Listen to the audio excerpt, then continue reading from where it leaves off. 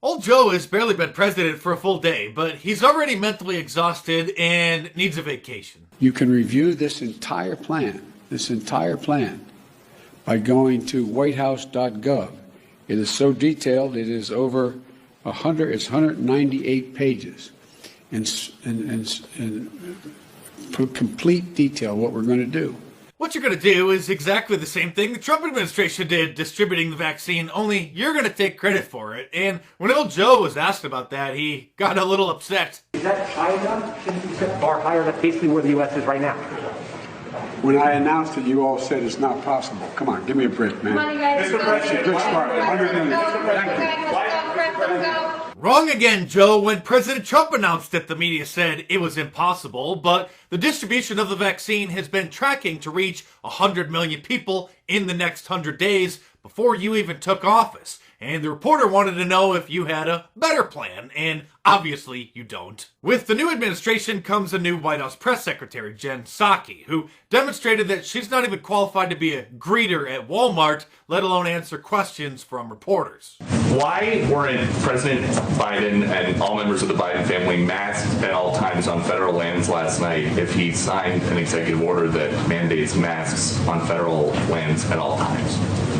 At the inaugural... At the Lincoln Memorial, yes. I think, Steve, he was celebrating an evening of a historic day in our country, and certainly he signed the mask mandate because it's a way to send a message to the American public about the importance of wearing masks. But as Joe Biden often talks about, it is not just important the example of power, but the power of our example. Was that a good example for people who were watching who might not pay attention normally? I think we have bigger issues to worry about at this moment in time. He was celebrating getting rid of President Trump, so it's okay for him to not follow his own rules.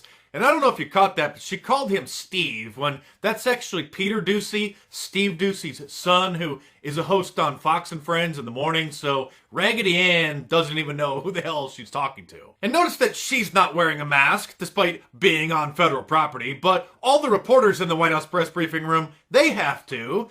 It'd probably be better if she would put a bag over her head, but a mask would do something. Old Joe's executive order on masks, which I guarantee you he gave his grandkids as stocking stuffers for Christmas, also mandates that people wear them on all airlines, when the airlines had already mandated that themselves for months. Another one of his top priorities as the president was updating the contact page on whitehouse.gov, where the various drop-down menus ask for things like your name and your email address. But old Joe's staff felt that it was missing something important, so they added one for people's preferred pronouns. I'm not kidding, that was literally one of their top priorities just after the inauguration on Wednesday. So now you can choose from a whole variety of pronouns, including they, them, and even other. He also lifted the ban on biological males competing as girls in school sports. And have you seen his pick for assistant health secretary?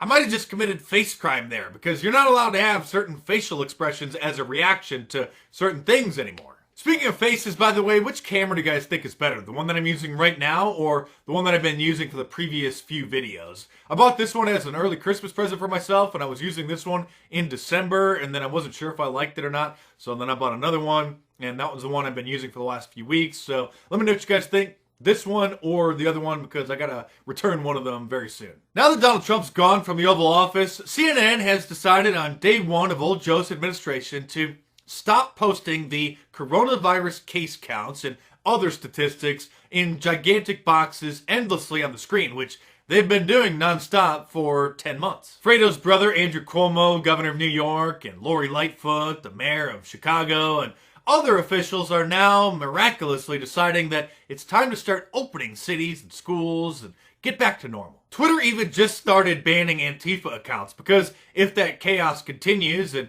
certain parts of the country, it's going to look real bad for old Joe. And did you notice that there were no disruptions of old Joe's inauguration by Trump supporters? And those 20,000 or however many troops were sent there were just political theater. And now they literally sent them to sleep in a parking garage on the concrete floor. But for President Trump's inauguration in January of 2017, Washington, D.C. was in utter chaos at the hands of Antifa, who tried to stop the peaceful transition of power, and literally were using the hashtag #DisruptJ20. It's in the name, disrupt the peaceful transition of power, but that was fine. Your journey requires Liberty Mutual. They customized your car insurance so you will... New World Order is to give citizenship to all of the illegal aliens living in the United States and any of the other ones who can make it here by any means necessary. And old Joe said that within the first 100 days, he's going to give them a path to citizenship to the 11 million that are here, but in reality, it's more like 22 million. And soon the very term illegal alien will most likely be a violation of YouTube's terms of service because they're going to add it to their list of slurs. Facebook just censored another post of mine, gave me another strike, and issued another warning saying that they may just delete my page altogether for literally just saying that censoring Trump supporters isn't changing our minds. It's only confirming our suspicions. It's also just been brought to my attention that I've been shadow banned in the search bar on Twitter. For those of you who don't follow me on Twitter, if you already follow me on Twitter, I'm going to come up. But if you don't follow me, or if you open up another browser where you're not logged into, you can test it for yourself. Just search for my name and it doesn't show up at all. Even some fan accounts show up that have like a variation of my name, but my account doesn't show up at all because they don't want new people to come and actually follow me. It looks like I'm just not on Twitter at all. So if you're going to follow me, you have to go to twitter.com/MarkDice. And for now, the account still shows up, but I wouldn't be surprised if they, at a bare minimum, unverify my account, which they announced they're going to start doing very soon, or just completely ban me altogether. Which is why you should sign up for Gab. Just go to gab.com. They're not in the App Store. They were already kicked out. And follow me there. Also on MeWe.com, which is sort of a Facebook alternative. So Gab is the Twitter alternative, MeWe is the Facebook alternative, and Rumble is the YouTube alternative. So definitely open accounts there and follow me on all of those platforms. Oh, I almost forgot. Peter Doocy deserves more respect and recognition than perhaps he's getting, because here he is at Dr. Fauci's press conference. How helpful would it have been if Amazon got involved with the federal response to COVID-19 before Biden took office? And do you know about any plans or discussions ahead of yesterday? No, I don't think I could answer that question. I'd be waving my hands about that, sorry. Well, you know, one of the new things in this administration is if you don't know the answer, don't guess. Just say you don't know the answer. What a little weasel. I don't know if it would have helped. I don't want to speculate. Of course, Amazon waited until day one of the Biden administration to then offer their infrastructure and distribution channels to help roll out the vaccine. Meanwhile, CNN is reporting that the newly sworn in old Joe and his advisors are inheriting no coronavirus vaccine distribution plan to speak of from the Trump administration, sources say, posing a significant challenge for the new White House. CNN is trying to gaslight the American people into thinking that the vaccines haven't been being distributed already, and that old Joe is the one who put the plan in place and got it done. As much as I disagree with his new administration, I do wish old Joe the best of health, and I'm not just virtue signaling like a lot of Republicans on Twitter who are tweeting out, I wish him the best of health and success. Success at what? Ruining the country? I wish him the best of health because if anything, God forbid, happens to him, we're going to have President Kamala. The only thing worse than that would be Hillary Clinton, and no matter Trump's faults or shortcomings, never forget that he stopped Hillary Clinton from becoming president, and for that,